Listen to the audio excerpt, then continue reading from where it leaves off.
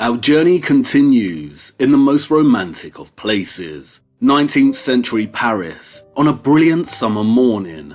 It's the 1st of June 1885. The city's population already awake and full of life, beginning their day as the quickening hues of sunrise fill the sky. The markets are setting up shop for the day. The florists have opened their doors wide. The horses' hooves tip-tapping as people go here and there. If you listen very closely, you can hear the oscillating tones of an accordion playing Le Meur in one of the many city squares somewhere. It is a very important day. And now, before we begin, do you want the good news or the bad news first? An optimist, and quite right. Let's get the bad news over and done with quickly. The man I have taken you to meet is, unfortunately, dead. We are too late and he has already passed. Today is the day of his funeral. It will be a state affair and we'll make sure we pay our respects later. But the good news is, he left us the key we require. And even better, he left it with some useful explanatory notes. The man in question was a national giant and loved by many. It's likely the majority of the city's population will make an appearance and pay their respects today. And we will too. But first we need to open this package and examine the key. What? I made a mistake. Le Meur cannot be playing in the distance because it was not recorded until 1945. Good spot. But I'm not lying. Listen closely. Can you hear it? You can, can't you? Anachronism. The representation of someone as existing or something as happening in other than chronological, proper, or historical order. An error in respect to dates. Any error which implies a misplacing of persons or events in time. Hence, anything foreign to or out of keeping with the specified time. Time is becoming strange. Now, the man in question, he was undeniably one of the greatest gatekeepers that ever lived. There is much dispute as to whether this man was actually a Freemason. Some writers claim he was, while others claim he was a Rosicrucian or Martinist. But his work is steeped in rich references and imagery that recall Freemasonry. And, most importantly, his entire modus operandi in regard to his work screams Freemason. Meet Victor Hugo. Victor Hugo is still, to this day, celebrated as one of the greatest writers that ever lived. And rightly so. Many are directly and indirectly familiar with some of his most famous novels. Specifically Les Miserables and Notre Dame de Paris, or what has otherwise come to be known as the Hunchback of Notre Dame. And despite his shady involvement in shaping the big lie we have all come to regard as factual history, the prowess of his literary ability is undeniable. Even in translation, Hugo's command over language makes his English counterpart Charles Dickens pale in comparison. A true literary giant. You see, before the invention of television, the citizens of the world needed to be entertained and manipulated in some form or another outside of journalism. The 19th century novelists were just as pivotal in shaping the historical narrative as the historians. They moulded and shaped the narrative for the everyday person and presented it in a digestible and exciting form before the droll and tiring academic historians could begin shaping their institutionalized syllabuses. The novelists were at the forefront of building the lie for the general population.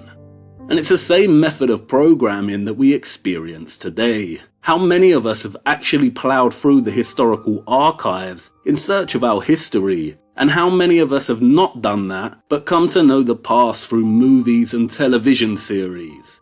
If you familiarise yourself with 19th century literature in general, you will soon learn that fiction, the novel, the novella, and poetry functioned in a similar way to our television programs and movies, in the sense that they, one, enabled readers to enjoy stories, usually melodramatic or romantic in style, that are engrossing, but also set within the context of a not so accurate history. This is a very clever tactic of manipulation, and many movies, such as Gone with the Wind, Braveheart, Forrest Gump, and others, have successfully employed since. But it was the writers of the 19th century that invented this method of captivation and manipulation by setting a fictional story within a supposedly factual historical context. Or in other words, writing a lie within a lie. Examples of this kind of macro historical programming include Les Miserables, in which Hugo sets his story of multiple, interwoven fictional lives amidst a historical backdrop beginning with Napoleon's defeat in 1815 and culminating in the June Rebellion against the monarchy in 1832.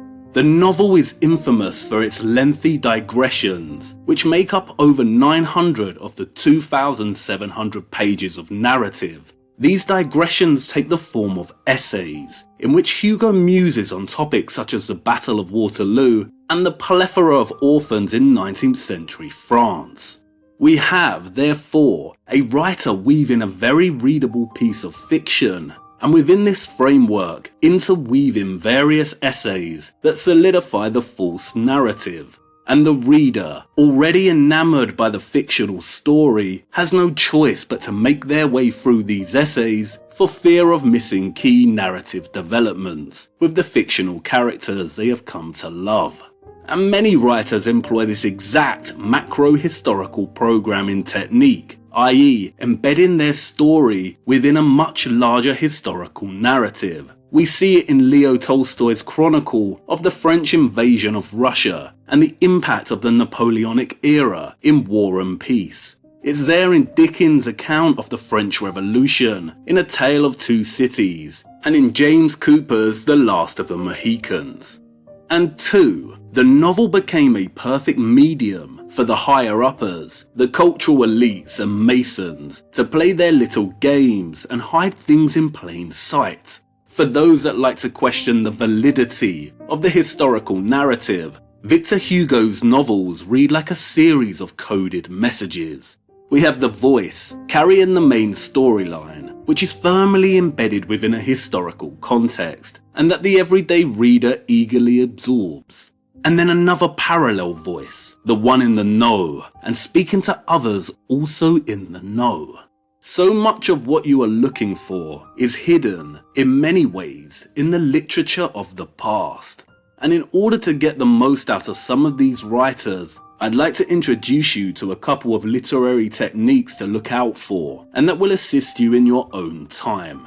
All the clues you are looking for are buried in the literature. It's all there in the fiction, waiting to be deciphered and pieced together. We will primarily use Hugo's Notre Dame de Paris as an example. We will cover some of these techniques first, and then we will discuss the key he has left us. And please bear with me. As we continue, you will see that I am neither reaching with or stretching these examples to fit a theory, but rather the contrary. Before we delve into this, let me introduce Hugo's Notre Dame de Paris a little in case you aren't familiar with it. It was published in 1831, but the entire events of the text are set at the end of the Middle Ages, specifically 1482. And it's during this time period that the Renaissance is starting to gain momentum. This is a similar time period in which the Jesuits and astronomers are beginning to build the heliocentric lie. The text is anachronistic in nature. Hugo frequently compares and contrasts his current era, the 19th century, with the bygone era of the Middle Ages, in which the events of the novel take place. The overall melodramatic plot of the story centers around a tangled web of infatuation, in which three central characters, Claude Frollo, the Archdeacon of Notre Dame Cathedral, Captain Phoebus, one of the king's high-ranking knights, and the disfigured bell ringer Quasimodo, love and lust after an orphaned Romany street dancer named Esmeralda. With these three men competing for Esmeralda's love, things can only, of course, end in disaster. And it's in this tangled web of infatuation that Hugo weaves complex and subtle ruminations on our hidden history. The first of these techniques is the use of anachronism. Hugo's entire text is anachronistic in the sense that it is set in 1482, but the narrative voice of the book is very much of the 19th century. The most common type of anachronism is an object misplaced in time, and Hugo's Notre Dame de Paris contains many of them. There are many descriptions and sentences that are out of place and context. And Hugo uses anachronism not to progress the story he is trying to tell, but instead to progress the false historical narrative. For example, upon first seeing the mysterious character Esmeralda dance in one of the city's squares, the writer Gringoire exclaims, if he had had all the riches of Peru in his pocket, he would have certainly given it all to the dancer. But Gringoire did not have Peru, and anyhow, America had not yet been discovered. Gringoire's reference to Peru here is out of place in the year 1485. If we are to believe the historical narrative, then the Americas and Peru were not discovered yet.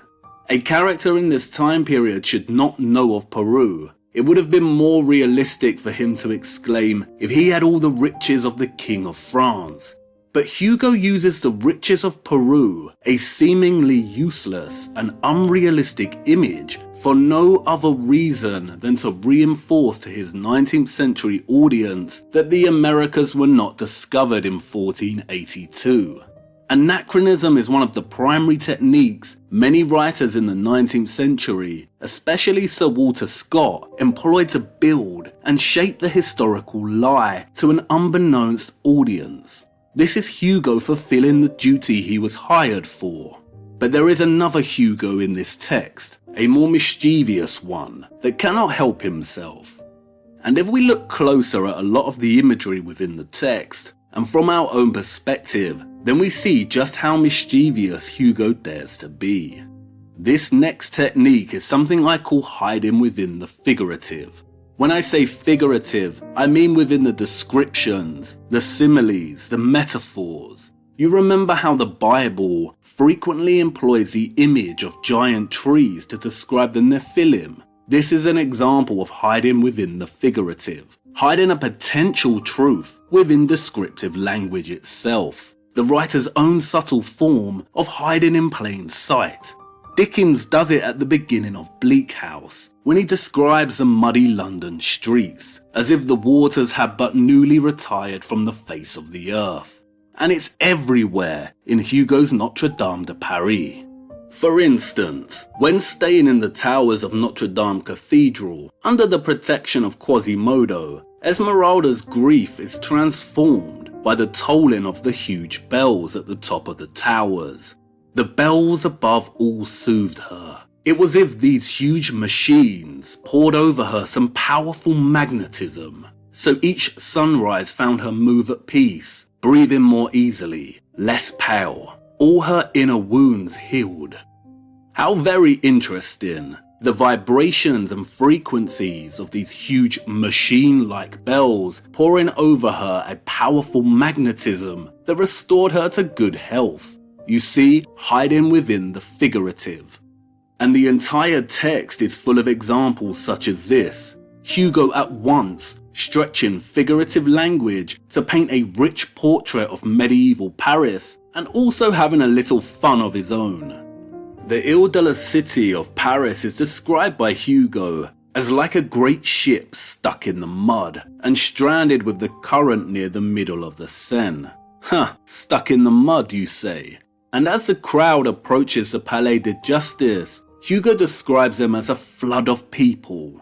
To onlookers watching from their windows, he writes, the crowd presented the appearance of a vast sea, into which a dozen streets, like so many river mouths, continually disgorge fresh streams of heads. The waves of this human flood, constantly spreading, broke against the corners of houses. In the centre of the tall, Gothic facade of the Palais was the grand staircase. Up and down it flowed continuously a double stream, breaking on the central flight of steps and then spreading out in broad waves over its two lateral flights.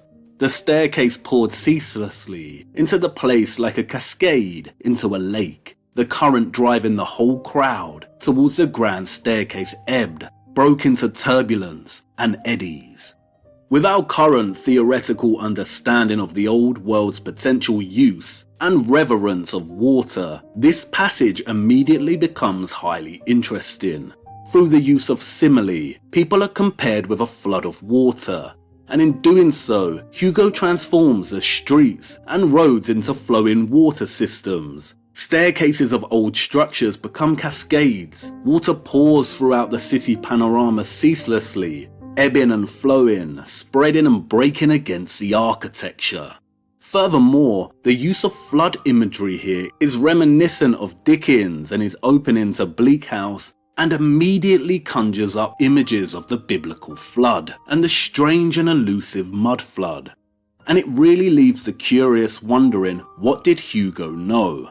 Is Hugo telling us that these structures were flooded, or is he telling us that most of the roads were not what they are today? But Paris used to be more akin to Venice, a vast water metropolis. Again, hiding within the figurative. Look out for it. There are many instances waiting to be found throughout 19th century literature, and some are very, very interesting. And then there is partial disclosure. Often, and throughout Notre Dame de Paris, Hugo's narrative will often stray from the drama at hand and branch into deliberations regarding the architecture. And in doing so, he often divulges information that we, the reader, should not be aware of. He won't give us the whole picture, of course he won't, but he will go so far as to confirm certain suspicions. For instance, in discussing Esmeralda's imprisonment, Hugo writes, "In the Middle Ages, once a building was completed, there was almost as much of it in the ground as outside. In cathedrals it was, as it were, another cathedral underground, low, dark, mysterious. These mighty buildings, whose method of formation did not simply have foundations, but, so to speak, roots. Thus churches, palaces, fortresses had earth up to their waists. A building's cellars were another building."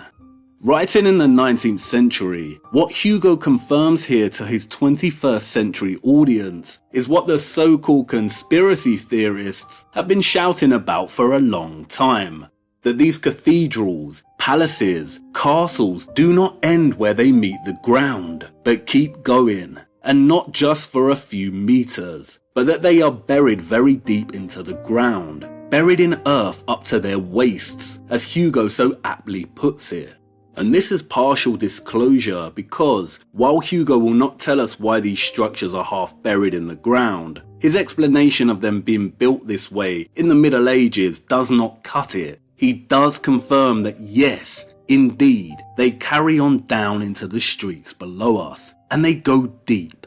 And as the novel progresses, it becomes very evident that Hugo's descriptions of Paris and its architecture such as this are not coincidental. He knew exactly what he was doing with this text, and it becomes even more evident in the final literary technique I want to discuss before we look at the key. This technique is allegory. Allegorical metaphor, or allegory, is a device that many writers use to convey semi-hidden or complex meanings through symbolic figures, actions, imagery, or events, which together create the moral, spiritual, or political meaning the author wishes to convey. And while it sounds complex, you are most likely very familiar with allegory. For instance, in his classic children's novels, C.S. Lewis employs allegory in the form of the lion Aslan, whose death and resurrection parallels that of Jesus Christ. George Orwell's Animal Farm is a political and satirical allegory of communism during early 20th century Russia. To understand Hugo's use of allegory in Notre Dame de Paris, we need to look a little closer at the novel's central characters. The first character, and without a doubt the most infamous even to those unfamiliar with the text, is Quasimodo. Quasimodo is an orphaned outcast, banished from society due to his disfigurement, who lives in Notre Dame under the patronage of Claude Frollo, the Archdeacon. Quasimodo is described by Hugo as having a large head bristling with red hair, between his shoulders an enormous hump. He has a tetrahedral nose, a horseshoe mouth, irregular teeth. He is as broad as he is tall, and displays a perfect ugliness. As Hugo writes, he looked like a giant, broken into pieces, and then badly mended. Throughout the novel, Hugo describes Quasimodo's size as gigantic, often depicting him as a kind of cyclops. Quasimodo is our typical friendly giant. On the outside he is hideous, but on the inside is kind and warm. He is also bewildered and in love with Esmeralda, the Romany orphan who generates her living by dancing in the city's streets. Esmeralda dances and performs street magic with her pet goat, and while the Parisian locals do love to watch her perform, they also suspect her of black magic. They call her the Egyptian, the witch, the pagan. And then we have Quasimodo's master and patron, Claude Frollo, who holds the position as Archdeacon of Notre Dame. He is a tall, slender, creepy, controlled and bitter man. He is secretly in love with Esmeralda and stalks her quietly in the shadows. There is a darkness surrounding Frollo, and he is one of the narrative's key antagonists, a tragic villain. He also has a secret. As the narrator explains, the inhabitants of the city would often see a strange, intermittent red glow, appearing, disappearing, reappearing at short, regular intervals, coming from one of the high towers of Notre Dame Cathedral, late into the night. The old Parisian women would exclaim, "There's the Archdeacon at his bellows, hell's sparking up there." The locals describe Frollo as a sorcerer, but he prefers the title of alchemist. I hope you remember our reading of Falconelli's The Mystery of the Cathedrals and the Metals. And like all alchemists, Frollo is obsessed with turning lead into gold. Gold, he explains, is the sun. To make gold is to be God. The sun is born of fire. Fire is the soul of the great whole. Light, gold, the same thing. Fire in its concrete state. The difference between the visible and the palpable. The fluid and the solid. For the same substance, from steam to ice, that's all. Like Falconelli's work, we have Hugo placing the figure of an alchemist in the Middle Ages at work directly inside one of these huge, magnificent cathedrals. And not only that, but we have a portrait of an alchemist obsessed with the sun, and he describes the sun as being made from the same source that produces gold. Frollo claims that like steam is the fluid and ice its solid, the sun's fire is the fluid and gold is its solid counterpart. Interestingly, Hugo spends time in the novel lamenting the destruction of the statue of St. Christopher, or, as I hope you remember, Ophoros, that used to reside within Notre Dame, and who came to symbolize the great connection between alchemy and the cathedrals. In stark contrast to Frollo, we finally have Captain Phoebus, a high-ranking knight for the King of France. Phoebus is of noble birth, handsome, vain, arrogant, untrustworthy, and also a womanizer. The women love him. He gets what he wants when he wants it. He is not in love with Esmeralda, but he does lust after her sexually and is determined to seduce her, to use her, and then forget her. Phoebus is the second antagonist of the story. Enamored by Phoebus's handsomeness and confidence, Esmeralda, of course, falls madly in love with him. And what is very interesting is Hugo's decision to call the captain Phoebus. In Greek mythology, Phoebus is the god of the sun. In Roman mythology, this god is called Apollo. And in a weird, twisted turn of events, Phoebus not only seduces Esmeralda, but also allows Frollo to hide in a closet and watch. But Frollo has other plans than just watching Esmeralda be seduced. In a frenzied rage of jealousy for her love of Phoebus, he bursts from the closet and attempts to stab Phoebus to death. Phoebus does not die, but survives, and the blame falls to Esmeralda, and in turn she is sentenced to death by hanging. Frollo's attempt to kill Phoebus and the blame falling to Esmeralda sets in motion a dramatic chain of events that leads to Esmeralda being rescued at the last minute by Quasimodo and taken to Notre Dame Cathedral, where both orphans seek asylum. But this is not enough, and the entire plot spirals into chaos, resulting in both orphans dying gruesome deaths and Notre Dame Cathedral set ablaze and burning. Now, remember, an allegory is a literary technique in which the writer conveys hidden or complex meaning through symbolic figures, actions, imagery, or events. It is a narrative in which a character, place, or event is used to deliver a broader message about real-world issues and occurrences. And at first glance, it is not exactly clear as to why Hugo's entire plot here is allegorical. But if we apply our master key, then we pave a path into understanding his message. What we have here is a host of symbolic characters or figures who Hugo renders as representative of burgeoning tensions that emerge during the end of the medieval world. We have the character Phoebus. He is indifferent, arrogant, handsome, and glorious, and everyone gravitates toward him. Especially the dancer Esmeralda, who loves him to the point of reverence. If Hugo's choice of the name Phoebus directly places the character as a personification of the sun above our heads, then his characterization of Esmeralda as a pagan Romany traveller who the locals of Paris called the witch or Egyptian is symbolic of pagan sun worship. Romany is linguistically very close to Roman. Hugo ensures that his reader indirectly associates this figure with the sun worshipping practices of ancient Egypt and Rome. But like the sun itself, Phoebus is indifferent to Esmeralda's or any kind of worship that is directed his way from his pagan admirers.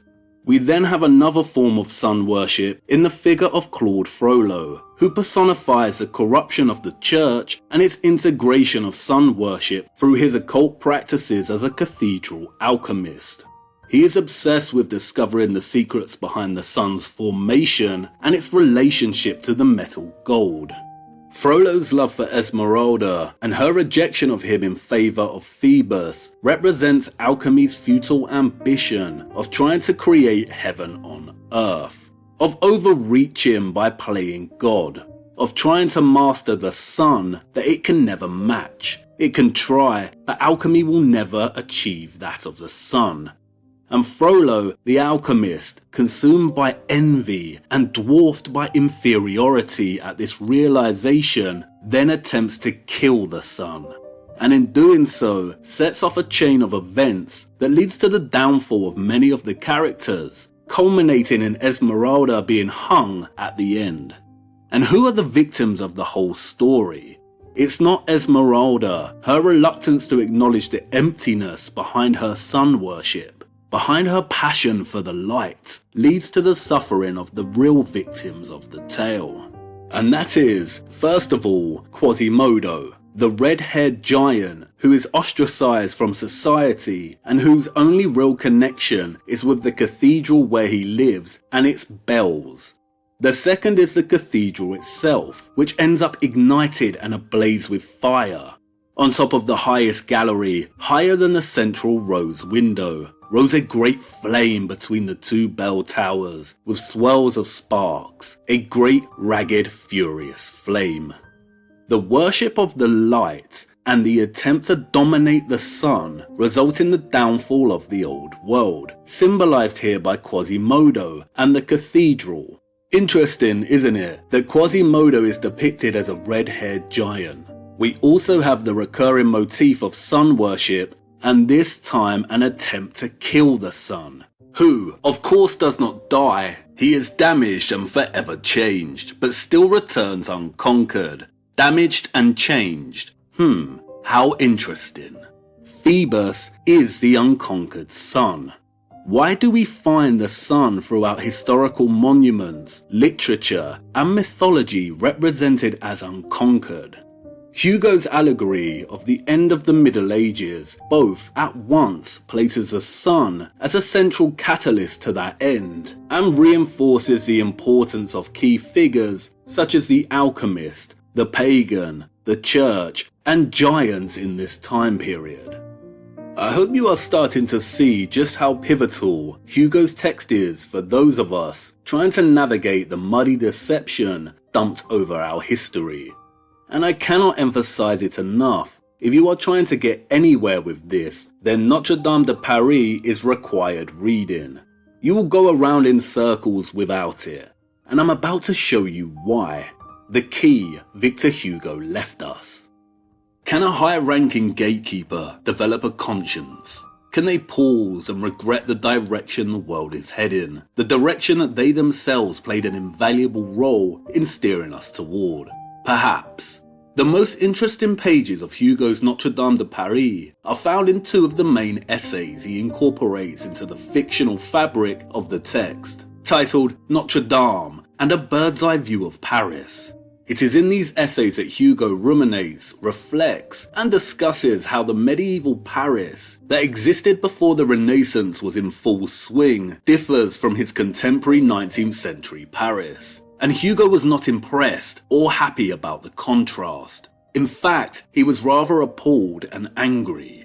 Let me read you a few excerpts from these essays. No doubt the Church of Notre Dame de Paris is still today a sublime and majestic building.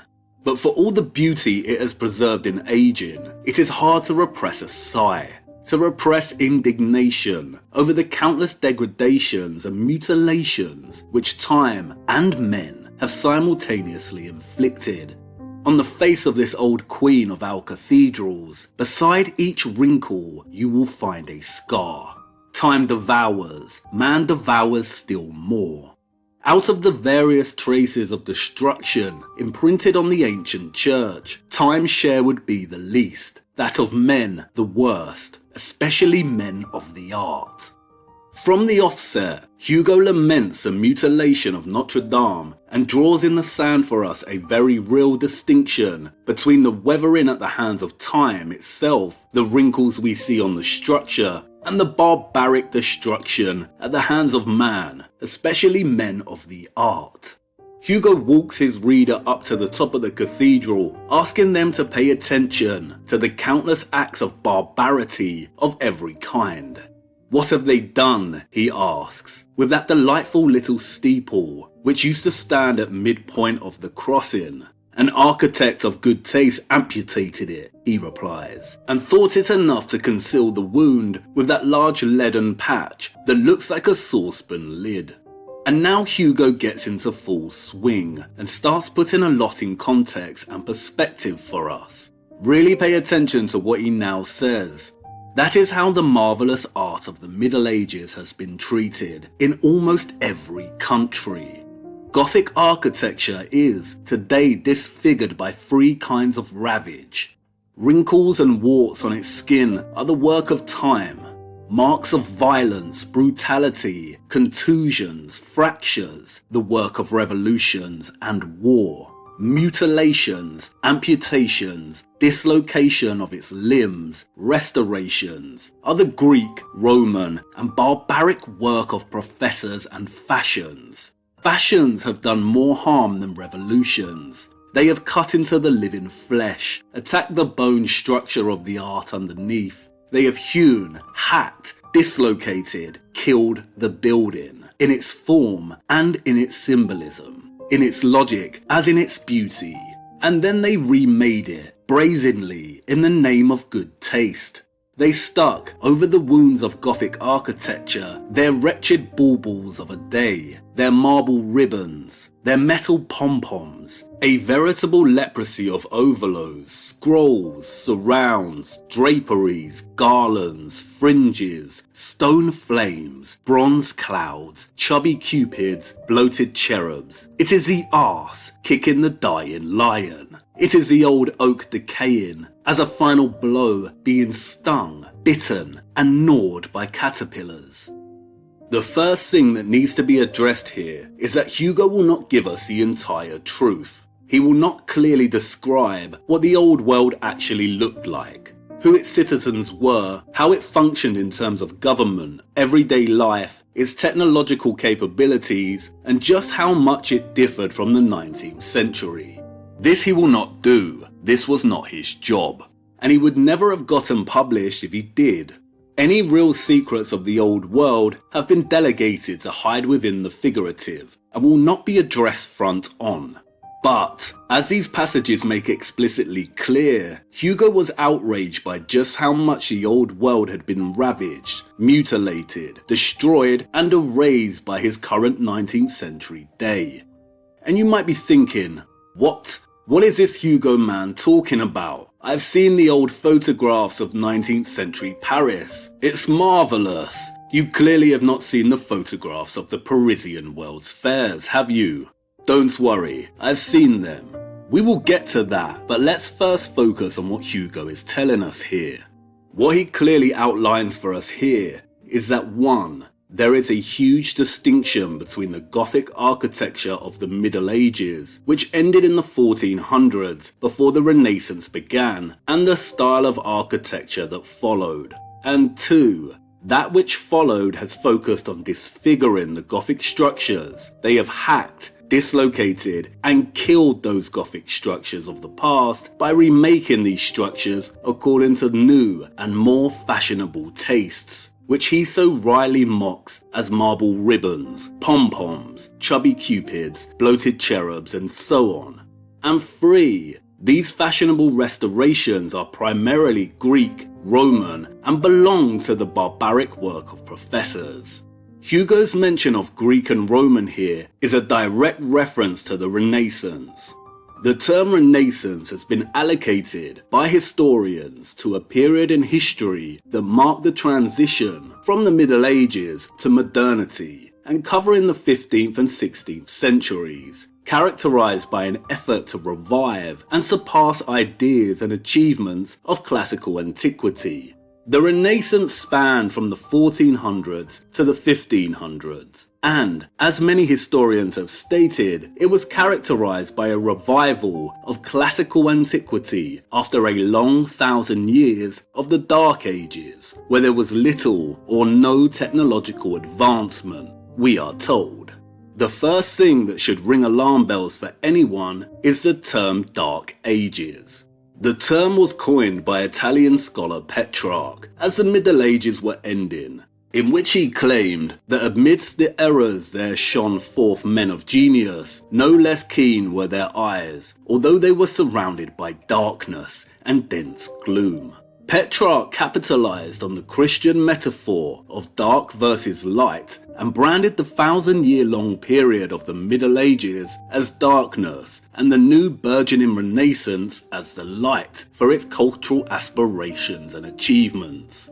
You see, during the Renaissance, man no longer needed to humble himself in front of God. Humanity had now entered a new age, and it was brimming with possibilities and exploration. Society was expected to show their reverence to God through their ambitions to exceed the boundaries, through cultural, technological, and scientific advancement.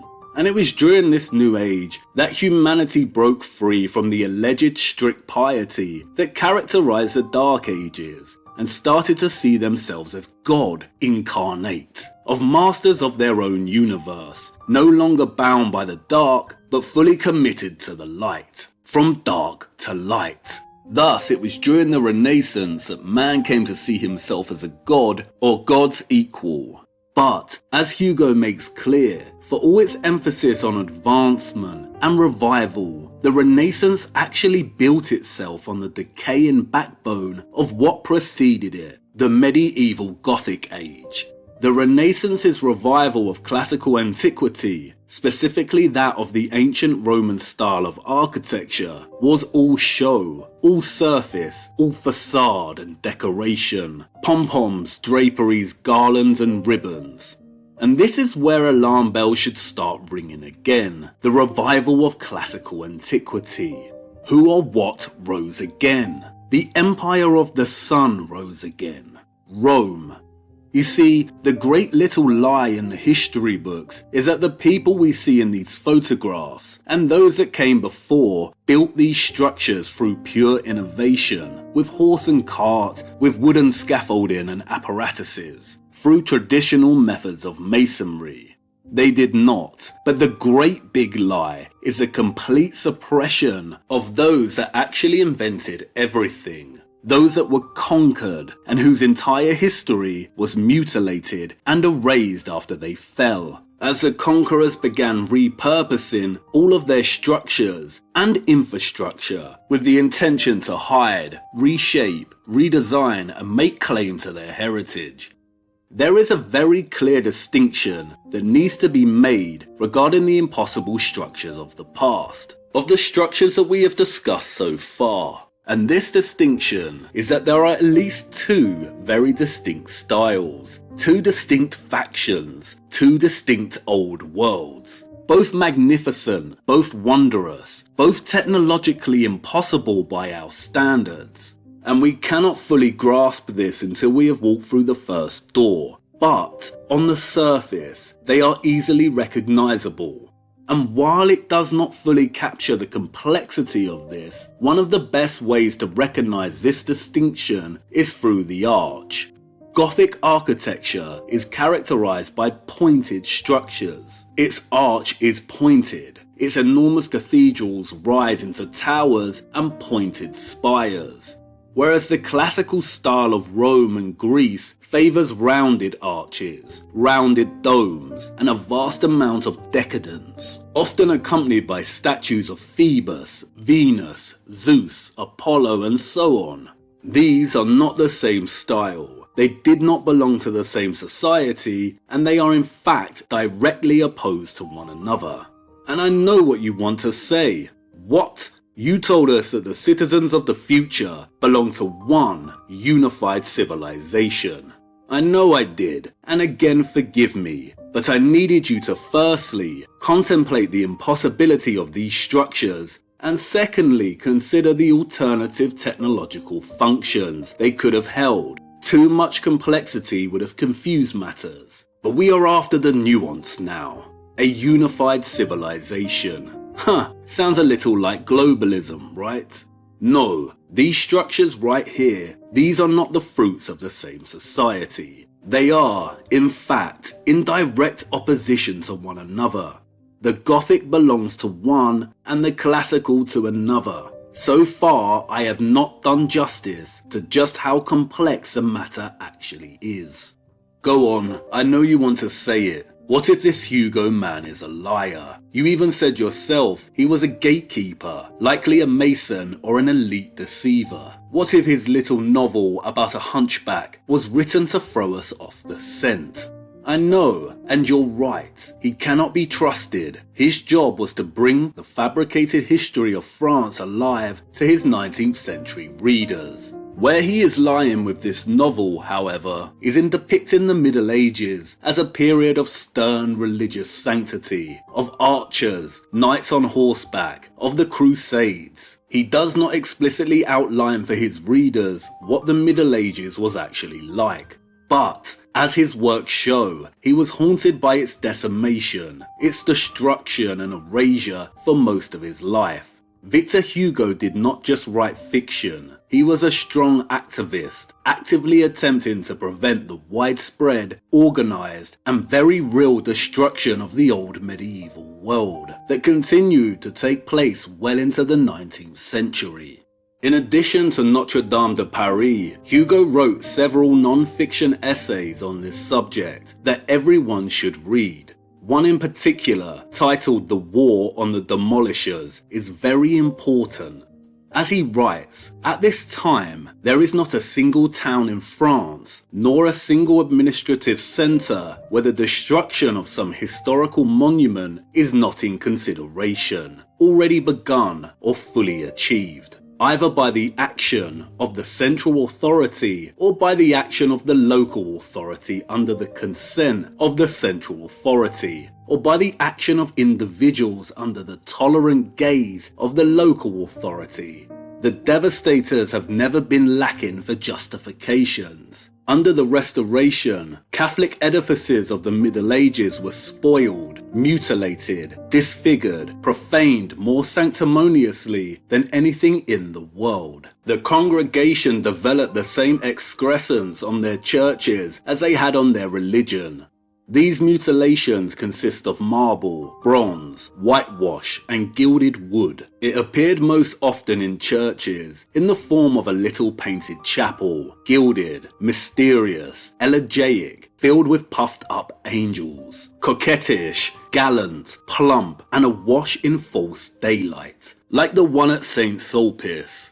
In Paris, vandalism flourishes and prospers under our very gaze. Vandalism is an architect. Vandalism settles in and luxuriates. Vandalism is feted, applauded, encouraged, admired, entertained, protected, consulted, subsidized, paid for, naturalized. Vandalism is the Public Works Commissioner for the government account. He has slyly installed himself in the budget and he nibbles quietly at it like a rat does his cheese. And of course he makes good money. Every day he demolishes something of the little that remains to us of that admirable old Paris.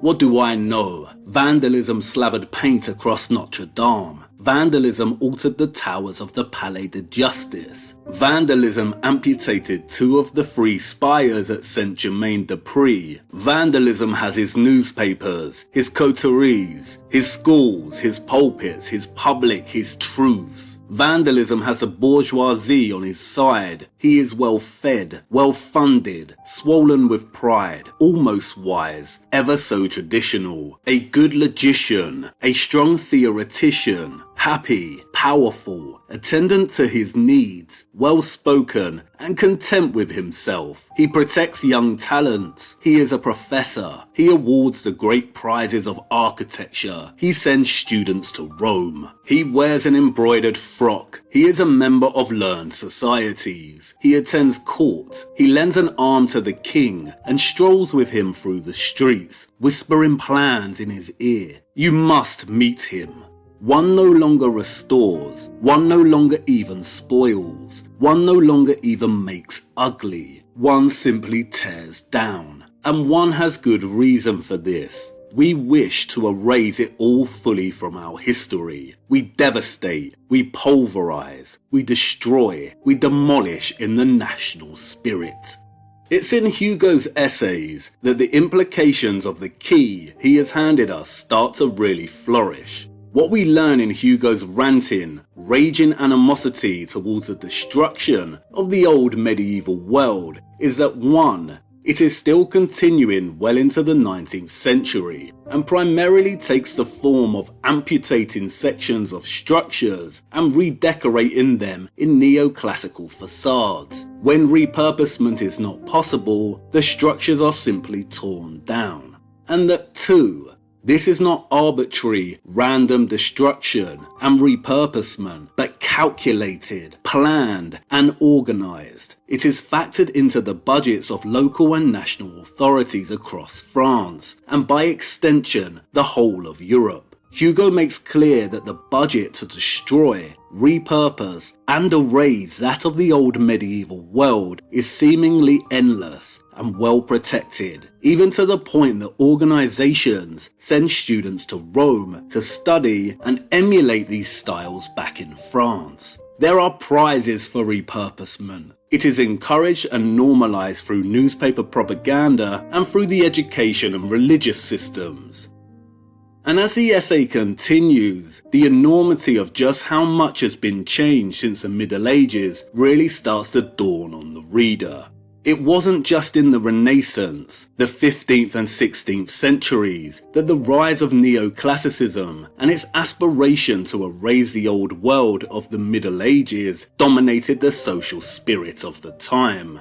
As Hugo Riley states, "As for the edifices that we build in place of those that we destroy, we will not accept the change. We do not want it. They are wretched. All the monuments of the 17th century, even as much as they are an improvement on those of the 18th, and far beyond those of the 19th, whatever their good airs, whatever their grand impressions, the monuments of Louis XIV are like his children. Many among them are bastards. As you can see, this repurposement agenda continued through to the 17th, 18th, and was still occurring in the 19th century. We are looking at 500 to 600 years worth of destruction, revision, and repurposement. The claim that there was a reset in the 19th century greatly miscalculates, underestimates, and simplifies a very complex agenda that spanned half a millennium and that was comprised of a series of smaller resets, all working towards the goal of erasing the old medieval world and building and solidifying the mode of society that we find ourselves in today. And so what, you might want to ask? Who cares when the reset began and when it ended? Paris, and most of the world that we see in the 19th century photographs, looks glorious. All that matters is they have lied and hidden years and years worth of technology and knowledge from us. I agree, the Victorian era is glorious, but by our standards. And if what we see in the Victorian era was the apogee of civilization, then what is Victor Hugo so angry about? And why does he outline that there has been a repurposement agenda ongoing since the 1400s? What were they repurposing, hiding, editing, destroying, and erasing? Why was he so angry in the 1830s? What did he know? What came before the Renaissance's revival of the classical style? Just because the world looked glorious in the 1800s, and there is a lot of evidence to suggest that those between the 1400s and 1800s were way more technologically advanced than the history books tell us they were, does not mean we should disregard the complexity surrounding the issue. It matters for multiple reasons, but primarily because having a clearer timeline can help us start to classify, differentiate between, and define what we mean when we talk about the old world. Are we discussing the 1,000-year-long period that had been lost, destroyed, swept under the rug, and tarnished as the Dark Ages? The 1,000-year period in which the immense and beautiful pointed architectural style of Gothic was born? Or are we discussing the 500-year period of destruction, revision, repurposement, and revival that followed? This cathedral is very different structurally and stylistically to this colonnaded building. If there was a case to argue for a 1,000-year-long millennial reign of a civilization, an argument for coherence and solidarity, it is to be found here. This period, however, is half a millennium's worth of rebuilding and revision. It is here we find imperial hegemony, dominance and authority over what came before, with an agenda to erase it from history. And the only way this was accomplished was through multiple population resets. This period, the 500 years that followed the Middle Ages or the Dark Ages, was the age of the Great Transition. Anatoly Fomenko once wrote that history is nothing but our model of the past, and we need a better model, one that attempts to do it justice. Not everything in the history books is a complete fiction. The Renaissance, the Enlightenment, the Victorian era were all very real. They haven't told us the whole truth about these time periods. No, of course they haven't. There is a reason they tell us the camera was not invented until the 1800s. But these eras did exist and were part of the Great Transition. And be very careful about making conclusions too early in regard to a millennial reign, just in case you end up glorifying structures that played an integral role in supplanting, replacing, and burying that very same millennial period you are celebrating. The structures that were built, revised, and repurposed during the Great Transition are not representative of 1,000 years of peace, and we will get to that much later. There is one more element to this key that I'd like to introduce before we open the door and walk through. In Notre Dame de Paris, Hugo muses on the written word itself. So many of the systems integral to our mode of living today were introduced in the Renaissance. Not only did the astronomers and church redesign our conception of the universe, not only were our methods of timekeeping firmly established, not only did the financial system that we are still beholden to today become dominant, but the printing press became critical in establishing a new mode of information communication, that of the written word. In probably the most outstanding chapter in the entire novel, Hugo declares that the invention of printing is the greatest event in history. Printing will kill architecture. Now, listen very carefully to what he says. This is so critically important. Architecture began like any system of writing. First it was an alphabet. A stone was set upright, and that was a letter. Later on, words were formed. Stone was laid upon stone. These granite syllables were joined. Language tried out a few combinations. Finally, they produced books. And they grew, multiplied, intersected, becoming more and more complex. Thus, he continues, during the first 6,000 years of the world's existence, architecture was the great script of the human race. This book of granite began in the Orient, and the last page was written in the Middle Ages. Architecture, up to the 15th century, was the principal record of mankind. During that time, no concept of any complexity appeared in the world which was not made into a building. But then printing arrived in the Renaissance, and the printing word, gnawing like a worm at its buildings, sucked and devoured it. As architecture diminishes, so printing swells and grows. So as early as the 16th century, the printing press, grown now to equal stature with declining architecture, fights and slays its rival. By the time the 18th century draws to its close, the printing press has destroyed everything. In the 19th century, it will rebuild. Thus, to sum up what we have said so far, mankind has two books, two records, two testaments, masonry and printing, the stone Bible and the paper Bible. The past must be reread on those marble pages. Can you now see why it was perhaps necessary for those who conquered to change and repurpose so much?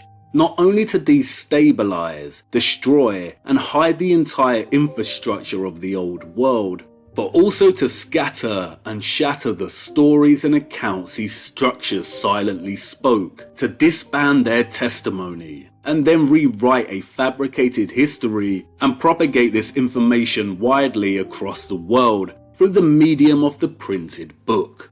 And that's a very disturbing notion. What if there was a Bible written in stone?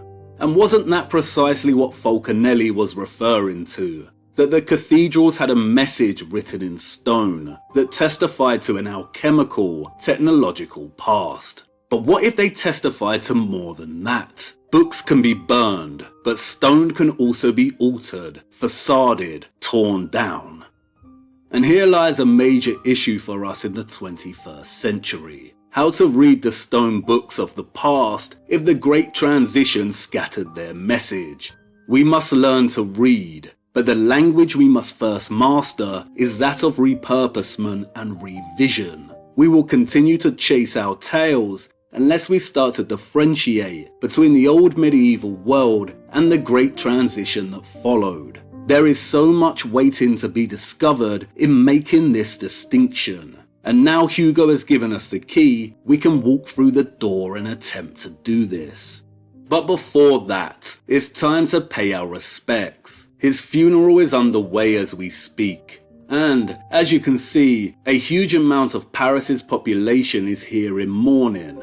Hugo was a national giant, a towering figure of letters, who wrote Paris the lie into life, who was of the same cloth as those he came to despise. Can a gatekeeper develop a conscience?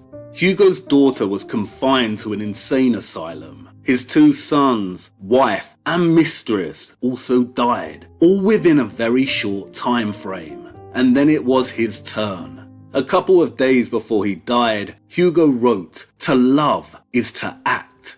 Did his love for the old, bygone world of the Middle Ages spur him to action, to protest its demise at the hands of its conquerors? Did he become just a little too rebellious? Did he start to forsake the gate he was instructed to keep? And did his family suffer as a consequence? Perhaps, perhaps not. We'll never know. And here we are again, in front of the Arc de Triomphe. Hugo's funeral procession began here, an ironic and objectionable location to commemorate a man who detested the fruits born of the neoclassical Great Transition. This arch, it is not a magnet, it is not old world technology. It was constructed in the era it was said to be built. It was not built by those using traditional masonry, horse and cart. No, that is the lie. But the arch gates of the old medieval world were different and held another function entirely. This belongs to and does not predate the Great Transition and served one primary function. Bewildering in its impossibility, yes, in its gargantuan size and its juxtaposition with the tiny people at its feet, yes, but unapologetic, arrogant, monstrous and imposing. The final declaration of imperial dominance and victory over the old medieval world. A seal of triumph, a moment of jubilation frozen in cold stone. Its audacious pride barely concealing its sole function, to mark the return of Rome. How many of these triumphal arches of the same style can be found across the world? Start looking at the dates of when they were put up. They were erected to declare the completion of a 500-year-long reset in many locations around the world. But this one looks different on this day, wouldn't you say? Can you see what they've done? They added the Sun Chariot, the unconquered Phoebus, the Sol Invictus at the top of the arch here for the funeral. We do not see this statue in photographs of the arch taken in 1860, 25 years before Hugo's funeral. So why now? And look at the catafalque created to carry his coffin beneath the arch. It's fit for a giant and the largest and most decadent I've ever seen. Can you see how they've decorated it with a large sun? They are mocking him with the very same Roman decadence and grandiosity, the marble ribbons, draperies, garlands, pom-poms, and bloated statues that Hugo actively protested against. They mock him as they mock us today. When we began this journey of ours, I told you that piecing together an accurate picture and timeline of our lost history is like trying to solve an impossible Rubik's Cube. This was not hyperbole on my part. They have worked very hard to bury 1,000 years of our history by tarnishing it as the Dark Ages. The complexity of what we are dealing with is overwhelming. But that's not going to stop us from trying, right? So let's start rotating those cubelets. We need to start with Europe before we widen our investigation. We need to start differentiating between the old medieval world and the Great Transition. We need to start establishing definitions and time frames, to look closer at each period here and to forensically examine the very fabric of repurposement. Otherwise, we will forever continue to do a great injustice to the past they have tried to destroy. Come on, the first door is open, and it's time for us to walk through. A kaleidoscopic labyrinth awaits us, the 2 books of mankind, and it's about time we learned how to read. Hold on now, and I'll see you on the other side.